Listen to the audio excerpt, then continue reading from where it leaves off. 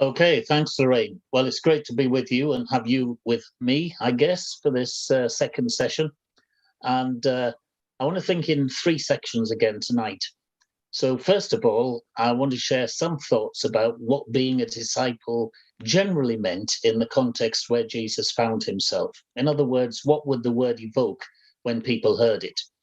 And then in our second middle section, some reflections on how Jesus went about recruiting disciples and how he related to them. And then, third and finally, I've got some thoughts on how any of this relates to the challenges of mission and ministry today. So let's start with the actual word disciple. I guess teachers have always attracted disciples. In fact, you could say that the very notion of anyone being a teacher actually requires that there'll be people who want to learn from them. In other words, disciples. And in the Jewish context of the first century, there were plenty of teachers, rabbis, and no shortage of disciples or would-be disciples.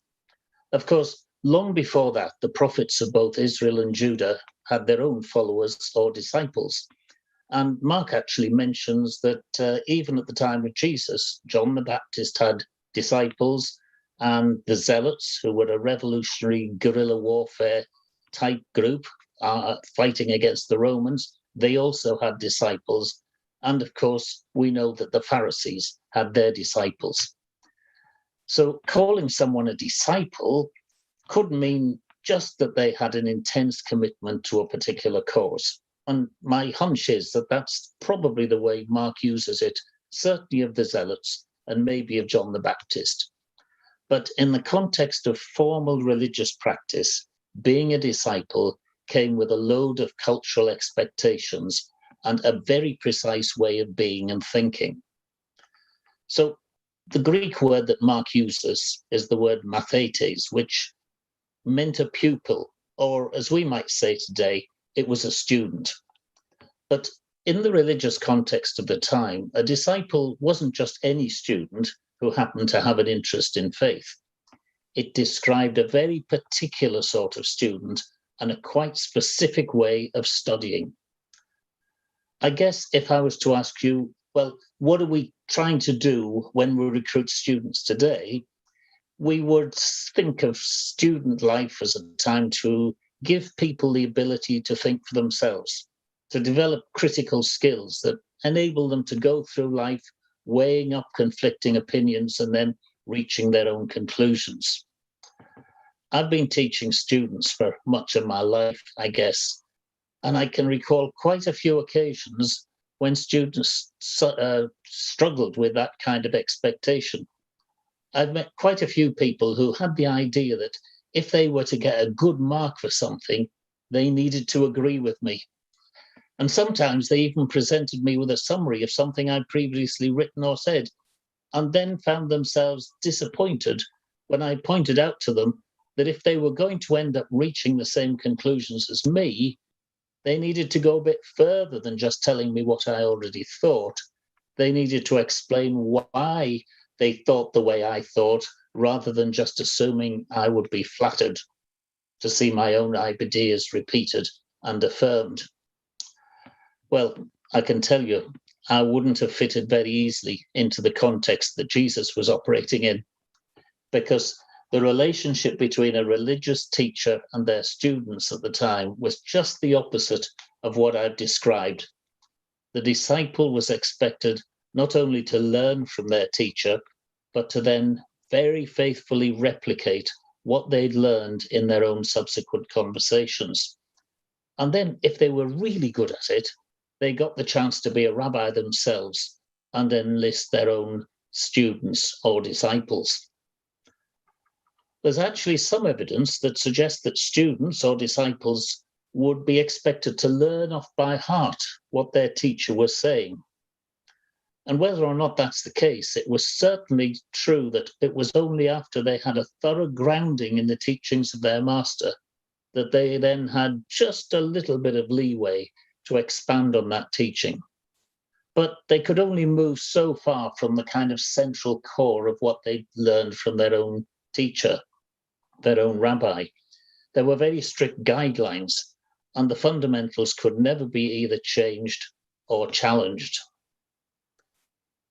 Now, most of our hard evidence for all this comes from a time slightly later than the time of the New Testament, from the first half of the 2nd century, at a time when there was a great deal of reflection going on about what it meant to be a faithful Jew in a world that frankly had collapsed and was changing very fast. Jerusalem had been savaged and ransacked by the Romans. Judaism was in a hard time. The church was almost extinct in Judea at the time. And there was a good deal of thinking about where do we go next in terms of our faith. And that was the time at which many written traditions emerged in the Jewish world, reflecting on what it might mean in the future to be a faithful Jewish believer. So in one sense, we don't have any hard evidence from the 1st century as to how rabbis and their disciples would operate. But when you think about it, a way of life doesn't come out of nowhere. So we can be pretty sure that things were not so very different at the time of Jesus, and that the 2nd century writers who were interested in this kind of thing, they were describing what already existed rather than setting up some new way of doing things. Well, how did it work? Well, by the age of about 5, boys, and it was boys, I'm sorry to disappoint probably 70% of you watching here tonight, by the age of 5, boys were regarded as old enough to learn to read the scriptures. Because when you think about it, the nature of documents, they all had to be written out by hand. It wasn't as if you could go to a bookshop and buy a book. So there were very limited collections of literature, and the scriptures would basically be kept in a special place in the local synagogue, which is where young boys would go for their lessons. Incidentally, a synagogue was much more like a community centre, we would say, than like what we imagine, certainly a Protestant church, to look like. And so in this house of reading, the Beth Sefer, the young boys would spend a lot of time learning the Bible off by heart until they were about the age of 13, which was the point at which they were deemed to have grown up. And then those who showed some promise, they would go on to the Beth Midrash, which was the house of instruction, which was a bit more advanced. By they got there, they already knew the basic contents of the Hebrew Bible. And at this level, they explored the commentaries on the law that were developed by the various rabbis over the centuries. In other words, they moved on from just reading the Bible to asking, how does it apply to us in this rather different cultural context in which we now live? Those who showed particular promise at doing this kind of thing could then sign up with a particular rabbi to become a proper disciple. So if you know the story of St. Paul in the New Testament, you can see how that worked. Paul was, of course, not born in Palestine. He was born in Tarsus, which was a major city in the Roman Empire. And he got his early education, learning to read, that is, in his home city, in the synagogue there, presumably.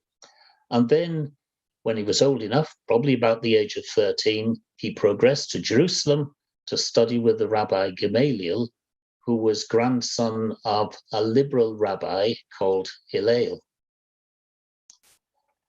Now, it sounds a bit, the way I've described it, a bit like education today, doesn't it? But it was a bit more complicated than just choosing which school you would go to next. Because whoever you studied with had all sorts of expectations about how you would live, as well as requiring you to be bright enough to deal with all the complexities of learning, not just about the Bible itself, but the possible meanings of it in different cultural contexts. So two of the big rabbis in Jesus' day, the famous ones, the ones who made the running, the ones who many people would have heard of, were called, one was called Shammai, and the other, who I've just mentioned in connection with Gamaliel, was called Hillel. And their opinions were quite different. So, for example, when Jesus was asked about divorce, as Mark records in chapter 10, his questioners were trying to find out whose side he was on. I'm not sure that they were really interested in what he thought about divorce. They wanted to know whether he was a Shammai man or a Hillel man. Was he like Shammai, who looked at scripture as a kind of fundamentalist, you would say? Or was it Hillel, who took a more liberal line? Of course, as soon as I use those words, fundamentalist and liberal, you realize I'm importing something from the 21st century, and they're both relative in our terms.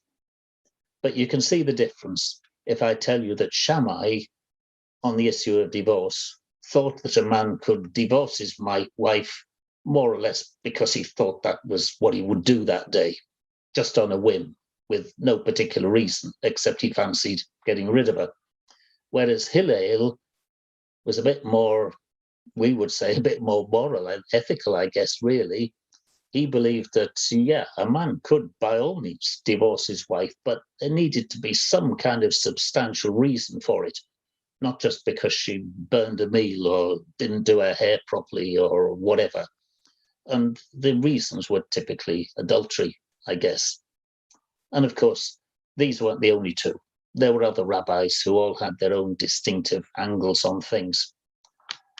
Well, an example like that, the one I've just mentioned, reminds us that though they asked Jesus that question as a kind of intellectual game, what was going on with the rabbis and their disciples was more than just semantic hair splitting, because the way your rabbi understood scripture had consequences for how you'd be expected to live, and even in some situations, as passages in other Gospels remind us, would determine who got to live and who might have to die. So it was a serious business. The way I've described it, you might say the pathway to discipleship, to getting yourself to be a disciple of one of these rabbis, seems a bit similar to how children learn today. You learn to read in primary school, you then go on to high school, where you learn a bit more. And then if your teachers think you're bright enough, you apply to college or university. And if you have the right grades, you get in with no fuss or bother. Well, there are a few similarities here, but being accepted by your chosen rabbi wasn't just about having the right grades. It was a very tough business. There was a rigorous selection process. You could know the scriptures inside out and still fail, because the important thing wasn't just knowledge, but an ability to understand some of the key questions of the day about its meaning in this new context. And as part of that, a very important part of it, was a willingness not just to learn from your rabbi, but to copy him in every respect. You were expected to become, in effect, a clone of your teacher. Now, I've no idea what the acceptance rate was, and I don't suppose anybody does, but it's quite clear that only a few young men ever managed to make it, because no teacher would want to invest in someone who didn't have the right intellectual and religious potential. So it was a tough process to get yourself apprenticed, if you like, to a rabbi and to become his disciple. And you can just imagine the relief if you were that person, if you were that young man. And remember, we're talking about old teenagers, basically, kids who are maybe somewhere between the ages of about 16 and 20. You can just imagine the relief. Whoa, when a rabbi said, especially if he was a famous one, "Hey, come and follow me. I'll have you amongst my disciples." You'd survived the rigorous admission process. But it wasn't the end of the road. It was just the beginning. There was more to come. Yes, you were good enough to be a disciple to your favorite rabbi, but that was just the start of a challenging lifestyle in which you were expected to be obedient to your teacher in the way that you behaved, as well as accepting all his ideas without question. From this point onwards, your rabbi was the most important person in your life, more important than your own parents, who gave you physical life, because your teacher was the one who would give you spiritual life. So no wonder being accepted, getting to be a disciple, was described as, quote, taking on the yoke of the rabbi. My goodness, you'd need to be really committed to want to go through all that, wouldn't you? And just in case you had some spare time, by the way, you were also expected to equip yourself with a proper job at the same time. I mean, that was quite a commitment to want to sign up for, and it wasn't an easy way to get through. So that's the background to when Jesus calls his disciples. That's what was expected of a disciple and a rabbi in the world in which Jesus lived and the world in which he called disciples. And we'll think about what difference he made in a few minutes' time.